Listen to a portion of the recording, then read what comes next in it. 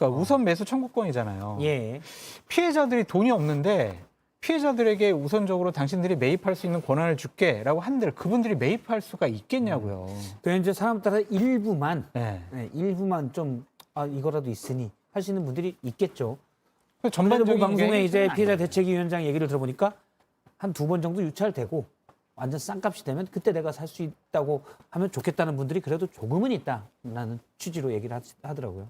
그러니까 그런 분들, 그러니까 전반적인 모든 분들에 대한 대책은 아니잖아요. 예, 그렇죠. 그러니까 이런 것들 참 정부로서는 국가로서는 되게 어려울 텐데 음. 제도적인 꼭 개선이 있었으면 좋겠습니다. 이런 허점들 제도적으로 법률적으로 보완하라고 국회의원들이 있는 겁니다. 꼭 국회의원의 역할을 제대로 해주기 바랍니다. 네.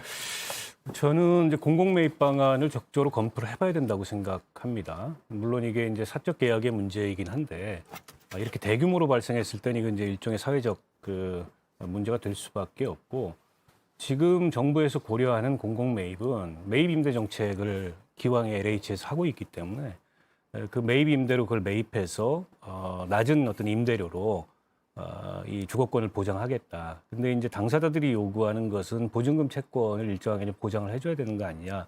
그런 차원에서 그 채권을 일단 캠코에서 공공매입한 뒤에 나중에 그 집을 팔아가지고 그 손실을 보전하면 되는 거 아니냐. 근데 이게 선례가 없는 게 아니에요.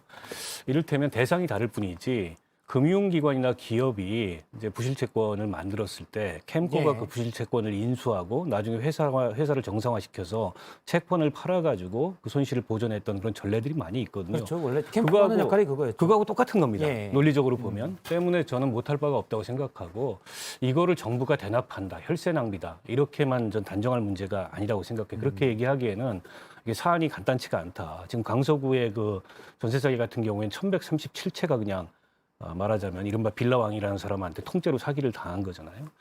그런 경우에 이제 어떻게 구제할 건지를 당사자들의 의견을 들어서 적극적으로 검토를 해야 되는데 너무 저는 원희룡 장관도 그렇고 국민의힘도 그렇고 무슨 이 혈세 낭비, 정부 대납 이런 프레임만 이걸 보고 있는데 실제 그걸 보전할 수 있는 방안이 있어요. 캠코가 어떻게 하느냐에 따라서 그런 기업에 대한 선례도 있기 때문에 그런 선례들을 감안한다면 이번에 그 전세 사기 대책 특별법에 일정하게는 이 공공매입 그 전세보증금 채권에 대한 공공매입 부분이 들어가도 좋겠다는 생각입니다.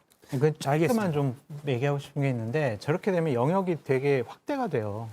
그러니까 부실채권 하는 선례가 있으니까 이런 전세 사기 분야에도 우리가 부동산 문제도 이걸 확대하자라고 하면은 다른 영역으로 더 확대될 수 있다니까요. 예. 뭐 주식이라든지 아니면은 가상화폐라든지 이런 것에 대해서 좀 사기당했고 피해당했다고 한 분들이 요구를 할 수 있다니까요. 이미 주거권의 문제이기 아니 때문에. 다르긴 다른데 영끌을 해가지고 난 주식에 투자했어요. 근데 사기를 당했어. 그러면 이거 국가가 보상해줘야 되는 거 아니야? 제도적인 허점이 있는 거 아니야? 이럴 수가 있잖아요. 그러니까 영역의 확대가 되는 것이 정부로서는 큰 부담이 될 것 같아요. 그거하고는 너무 다른 얘기입니다. 너무 다른 얘기고. 예. 어쨌든 사회적으로는 집하고 코인은 다르다. 전세 보증금에 대해서 기본적으로 주택임대차보호법에서 보호하는 범위도 있고 이건 주거권의 문제고 개인이 그렇게 자산에 투자하는 거하고 이게 동일선상에서 비교할 수 있는 문제는 아니에요. 그러니까 전세자금 보호하는 그러한 법이 있으니까 그 한도 내에서는 정부가 국가가 보존해주고 보호해줄 거는 맞는데 그 이상으로 이렇게 계속 확대하는 것은 조금 좀 문제가 있어 보여요.